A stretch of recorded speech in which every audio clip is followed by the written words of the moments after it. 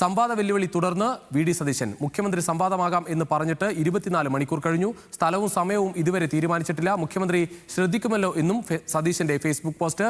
ബിന്നിലില്ല സാബു ചേരുന്നു കൂടുതൽ വിവരങ്ങളുമായി തിരുവനന്തപുരത്ത് നിന്ന്. പിന്നിൽ എന്തായാലും അല്പസമയം മുൻപ് വാർത്താ സമ്മേളനത്തിൽ മുഖ്യമന്ത്രി ആ വാക്ക് വ്യക്തമാക്കിയിട്ടുണ്ട്. ഫേസ്ബുക്ക് സംവാദത്തിനാണ് വെല്ലുവിളിച്ചത്, നേരിട്ടുള്ള സംവാദത്തിനല്ല എന്ന് മുഖ്യമന്ത്രി വ്യക്തമാക്കിയിട്ടുണ്ട്. എന്തായാലും സ്ഥലവും തീയതിയും തീരുമാനിച്ച് നേരിട്ട് തന്നെ സംവാദത്തിനാകാം എന്നാണ് പ്രതിപക്ഷ നേതാവിന്റെ വെല്ലുവിളി. രുചീഷ്, അത് തന്നെയാണ് നേരത്തെ ആദ്യം വെല്ലുവിളി നടത്തിയത് പ്രതിപക്ഷ നേതാവ് വി.ഡി. സതീശൻ തന്നെയാണ്. സംവാദമാകാം, വികസന വിഷയങ്ങൾ സംവാദമാകാം, മുഖ്യമന്ത്രി തയ്യാറുണ്ടോ എന്നാണ് അദ്ദേഹം ചോദിച്ചത്. അതിന് മറുപടിയായി മുഖ്യമന്ത്രി ഫേസ്ബുക്കിലാണ് ഒരു പോസ്റ്റ് ഇട്ടത്.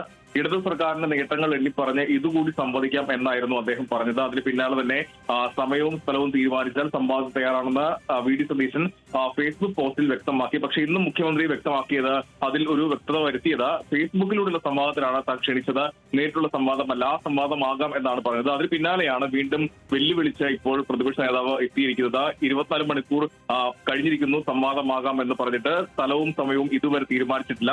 മുഖ്യമന്ത്രി ശ്രദ്ധിക്കുമല്ലോ എന്നാണ് അദ്ദേഹം പറയുന്നത്. നേരത്തെയുള്ള പോസ്റ്റ് അദ്ദേഹം പറഞ്ഞത് മുഖ്യമന്ത്രി പറയുന്ന സ്ഥലത്ത് എത്താം എന്നുള്ളതാണ്. ഇന്ന് ആ പോസ്റ്റിൽ അത് തന്നെ ആവർത്തിച്ചിട്ടുണ്ട്.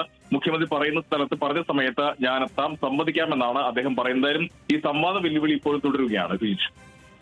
ബിനിൽ, എന്തായാലും നേരിട്ടുള്ള ഒരു സംവാദം ഉണ്ടാകില്ല എന്ന സൂചന തന്നെ മുഖ്യമന്ത്രി നൽകി. ഫേസ്ബുക്കിലൂടെ ഉള്ള സംവാദം തന്നെയാണ് പറഞ്ഞത് എന്നാണ് മുഖ്യമന്ത്രി വ്യക്തത വരുത്തിയിട്ടുള്ളത്. എന്തായാലും വീണ്ടും ഫേസ്ബുക്കിലൂടെ തന്നെ ഒരു മറുപടി ചോദിക്കുകയാണ്. സ്ഥലവും തീയതിയും നിശ്ചയിക്കാം എന്ന കാര്യത്തിൽ ഇതുവരെ തീരുമാനിച്ചിട്ടില്ല എന്ന് പ്രതിപക്ഷ നേതാവ് വീണ്ടും ഒരു വെല്ലുവിളി നടത്തിയിരിക്കുന്നു.